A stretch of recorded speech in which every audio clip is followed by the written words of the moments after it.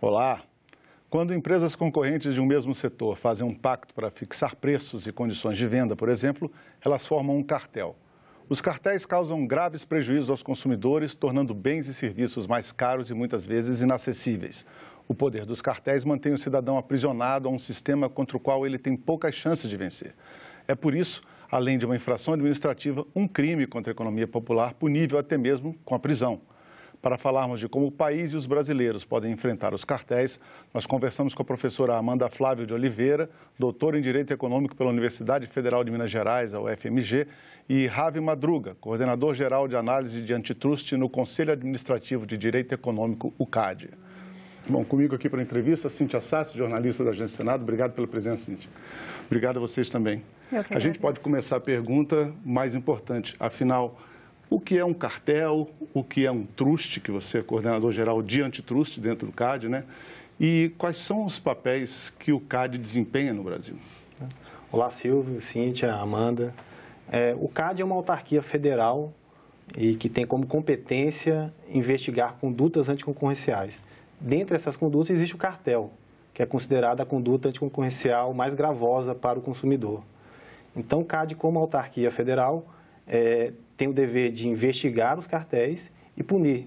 O CAD tem um órgão investigativo, que é a Superintendência Geral, que investiga os cartéis, analisa as denúncias que o CAD recebe, instrui o processo administrativo e, ao final, esse processo é encaminhado ao Tribunal do CAD, formado por 7 conselheiros, que vão decidir pela punição ou não do cartel, dependendo do nível de evidências contra o cartel.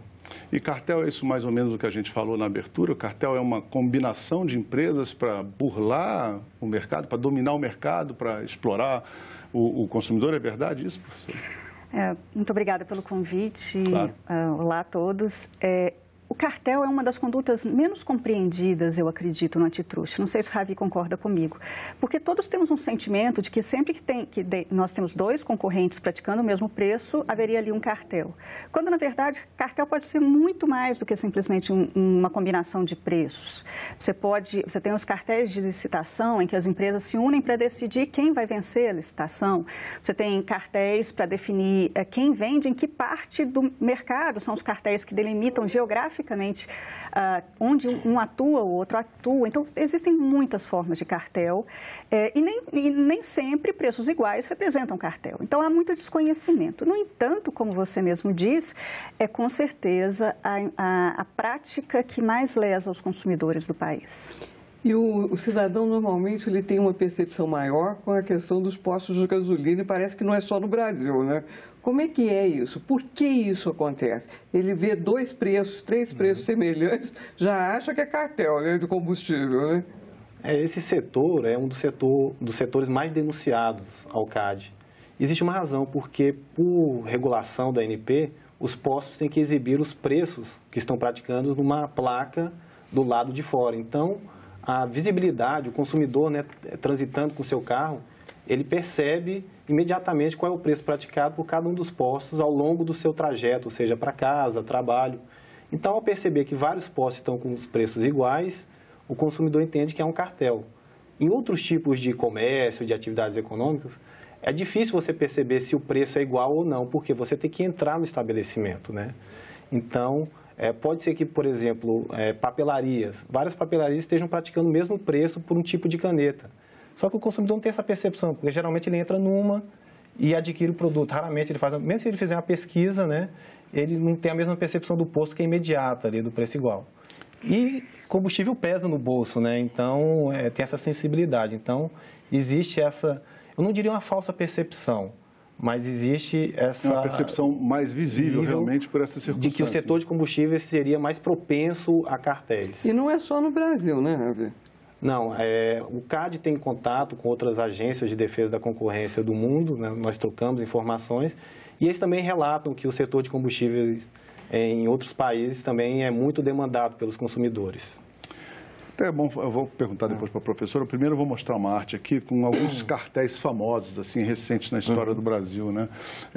Isso tudo a nossa produção levantou junto ao organismo da ONU, prévio na história do CAD, e também até mesmo na Organização de Cooperação e Desenvolvimento Econômico, a OCDE.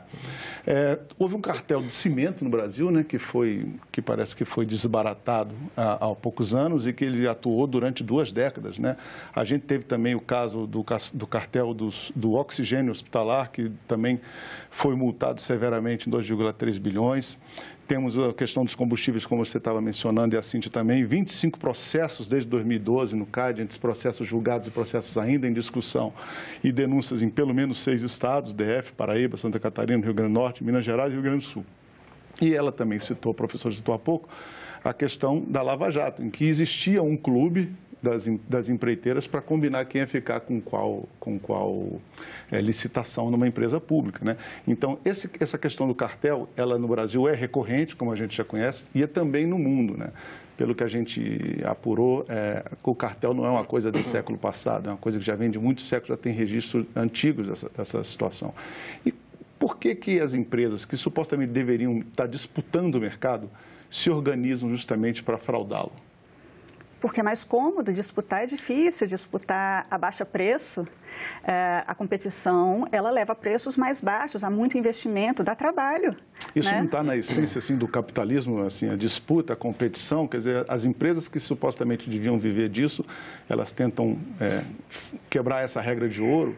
Agora, uma coisa que a gente precisa comentar, né, Ravi, é que existem alguns mercados que têm mais propensão para o cartel, e isso está descrito na teoria econômica. Não é todo mercado em que o cartel se torna simples de ser praticado. Para que ele seja praticado, é preciso que haja, por exemplo, poucos players, ou seja, poucas empresas atuando, que os produtos sejam facilmente, nós chamamos, deixa eu pensar como dizer isso de uma forma menos técnica, mas substituíveis entre si, porque para que haja cartel, os produtos das empresas que cartelizam têm que ser, pelo menos, aos olhos do consumidor, substituíveis. Semelhantes, assim. Isso, né? Então, existem algumas características de mercado mais propensas para isso. E uma dessas características é exatamente ter poucos atuantes, né? E ser difícil ingressar nele. Então, isso faz com que alguns setores acendam a luz para que órgãos ou entidades como o CAD e seus pares internacionais fiquem mais atentos, porque ali há um espaço para conluio muito claro, né? Mas é isso, que competir dá trabalho, sabe? Então... Professora, nesse sentido, esse projeto que está em tramitação aqui no Senado, né? É o PLS 283 de 2016, do senador Aécio, que recebeu, inclusive, um relatório do senador Anastasia. Como é que ele vai colaborar nesse processo de inibição, inclusive, dessa conduta das empresas, né? A meu ver, sabe, Cíntia, como professora que sou, né, de Direito Econômico, inclusive o senador Anastasia é meu colega de UFMG, um professor muito festejado lá, esse projeto é muito preciso, porque ele envolve o consumidor, de alguma maneira, no controle de cartéis. Embora o consumidor faça, às vezes, muitas denúncias ao CAD, ele próprio não é um sujeito ativo. E há uma possibilidade, que já está prevista na lei, mas pouco exercitada, de aqueles que foram lesados com as práticas do cartel pedirem reparação de danos. Então, tanto o consumidor individual, em princípio, quanto as associações deles poderiam ingressar em juízo pedindo ressarcimento. Isso já está previsto na lei. Isso na lei é o Código de Defesa do Consumidor, não, né? Na lei antitruste que está em vigor. Antitruste mesmo. Agora, o grande mérito do PLS 283 é que ele estabelece, ele retira alguns dos obstáculos que hoje tornam essa previsão que já está na lei difícil de ser executada. Muitas vezes os consumidores, aliás, são raríssimas as ações de reparação de danos de consumidor nesses casos, mas a gente consegue identificar quais são os obstáculos. E o objetivo do projeto de lei é exatamente retirar esses obstáculos e colocar incentivos.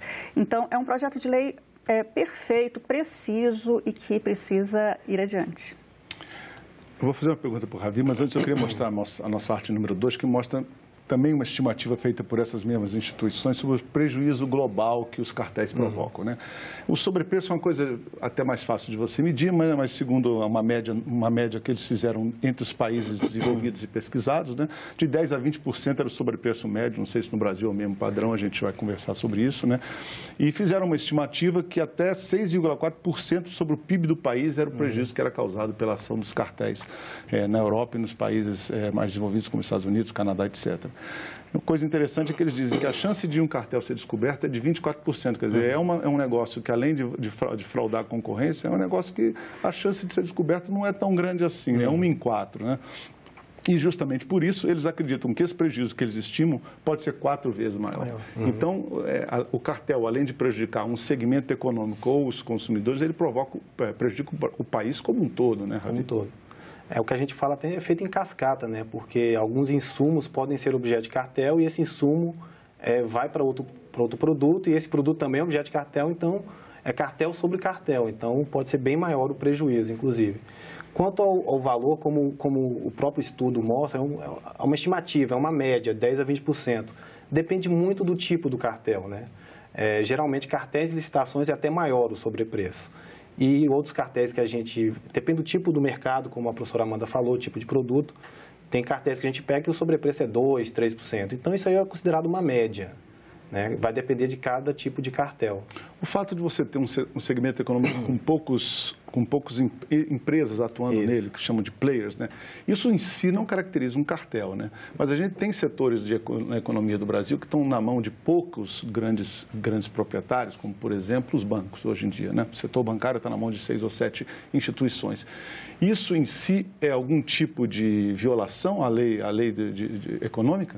Não, a estrutura do mercado em si não é uma violação. É o comportamento dessas empresas que pode ser a violação. Se ficarem apenas 2 bancos no Brasil funcionando, ainda assim não é assunto para o CAD resolver, digamos? Não, se esses 2 bancos sobreviveram, né, à dinâmica concorrencial de forma lícita, não. Sim, não é um problema. Mas, por exemplo, se eles utilizaram de condutas anticoncorrenciais para levar os outros concorrentes à falência, sim, aí é uma preocupação do CAD. Mas, de forma isolada, não é um problema você ter uma estrutura muito concentrada. Como, por exemplo, a gente tem em conta até monopólios, né, em alguns lugares. A Petrobras, até há pouco tempo, era monopolista em diversos segmentos da cadeia do petróleo, da indústria do petróleo. Hoje em dia tem mais concorrência, né? Ela não está mais sozinha em alguns segmentos. Agora, por exemplo, só um instantinho, a questão quando uma empresa compra outra no mesmo setor, o CAD tem que autorizar, se dependendo do negócio, né? Sim. É para proteger o consumidor nesse caso? Sim. Nesse caso é para prevenir que exista uma concentração excessiva de mercado, que essa concentração pode levar a condutas anticoncorrenciais. Então, essa é a outra parte de atuação do CAD. Além de reprimir as condutas anticoncorrenciais, o CAD faz a prevenção. A prevenção é a análise de fusões e aquisições, né, que a gente chama. O termo técnico são atos de concentração. Então, quando grandes empresas estão se unindo, elas são obrigadas a submeter ao CAD a sua fusão, e aí o CAD autoriza ou não essa fusão. Você estava tratando aí dos bancos, né? Mas, por exemplo, agora eu vou falar uma coisa, o procedimento bancário, né? A questão de venda casada, que é uma coisa que o CAD trata, né? Vocês recebem denúncia, por exemplo, da atuação de bancos que fazem essa venda casada com os seus clientes? Ele obriga o seu cliente a fazer um seguro para poder conseguir uma taxa de juros melhor, alguma coisa assim? Essa pergunta é até interessante porque realmente o consumidor tem muito na mente o CAD cuida de tudo, e não é verdade. Muitas questões, às vezes, são do direito consumidor, né? Que até a professora Amanda também é outra área que ela entende muito bem. Então, a venda casada é mais uma questão do consumidor do que da concorrência.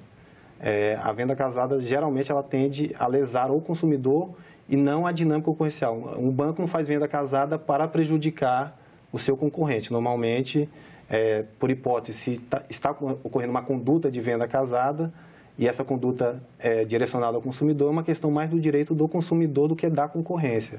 A concorrência busca verificar, o direito da concorrência busca verificar condutas que prejudiquem a concorrência como um todo, e não apenas o consumidor. Então, você podia até dar a diferença, porque vocês têm até um campo ali no clique denúncia, que depois eu quero que você explique, dizendo venda casada, preços predatórios, né, além de cartel internacional.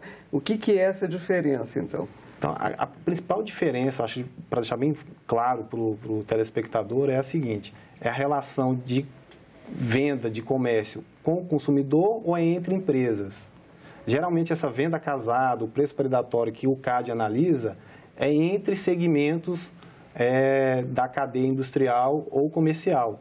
Então, por exemplo, uma indústria que fabrica determinada peça, obriga o comprador, por exemplo, uma montadora de veículos, a comprar outro tipo de peça também. Eu só vendo essa peça se você também comprar outra peça. E o objetivo dela seria o quê? Prejudicar a concorrência? Aí nós, o CAD, nós analisamos se essa conduta fere a concorrência. E aí, de outro lado, quando é venda direto para o consumidor final, né, a pessoa física, geralmente é uma questão do direito do consumidor. Então, é importante ter em mente essa noção da relação. É relação entre empresas ou é relação entre empresa e consumidor final? Assim, de forma bem resumida, né? É um pouco mais complexa essa análise. Você até podia explicar melhor como é que funciona esse clique denúncia de vocês? Quer dizer, claro. onde qualquer cidadão pode entrar e denunciar, né, o que ele acha que seja uma prática lesiva. Uma formação de cartel, por exemplo. Uma formação de cartel. É uma ferramenta importante para o CAD de analisar denúncias e também para o consumidor. No site do CAD tem um campo lá chamado clique denúncia, que ele, ao clicar, abre um formulário, ele preenche o formulário e esse formulário, normalmente, ele exige algumas informações, qual a localização do consumidor, da prática, as empresas envolvidas, se ele tem conhecimento sobre os fatos que estão sendo denunciados. Então, ele preenche esse formulário vai para uma equipe de análise lá do CAD, que a gente chama de triagem, e a partir daqueles dados, o CAD entra em contato novamente com o consumidor, se ele deixou algum dado de contato, ou o CAD, de ofício mesmo, investigação interna, começa a analisar, investigar aquele setor denunciado pelo consumidor. Então, é uma das ferramentas de denúncia que o CAD utiliza para investigar condutas anticoncorrenciais. Agora, se você me permitir, eu só queria dizer para o telespectador, porque também há um canal, também digital, do governo federal, para aquelas situações em que há uma venda casada para o consumidor e que precisa ser divulgada, porque é excelente, que é a plataforma consumidor.gov. O órgão irmão do CAD no governo federal é a Senacom, Secretaria Nacional do Consumidor. Então, aquelas hipóteses, o Ravi foi perfeito. Se a venda casada acontece entre empresas, então uma empresa vende para outra empresa um insumo e ela está praticando venda casada, há o caminho do Disque Denúncia do CAD. Mas se a situação é entre empresa e consumidor, há o mesmo caminho, só que agora no consumidor.gov. .br deve ser, né? Se não me engano, é consumidor.gov só. Mas é perfeito, tem um índice de satisfação elevadíssimo, é uma ferramenta que está crescendo demais, com respostas rápidas, precisa ser divulgado e precisa ser conhecido pelas pessoas. É interessante, porque eu ia fazer justamente essa pergunta para a senhora, professora. A senhora considera que o Estado brasileiro está dotado de ferramentas suficientes, tanto na parte da legislação como na parte de organismos, para fazer a repressão a esses crimes contra a economia popular, proteger o cidadão e a economia do país contra esse tipo de prática? Institucionalmente estamos.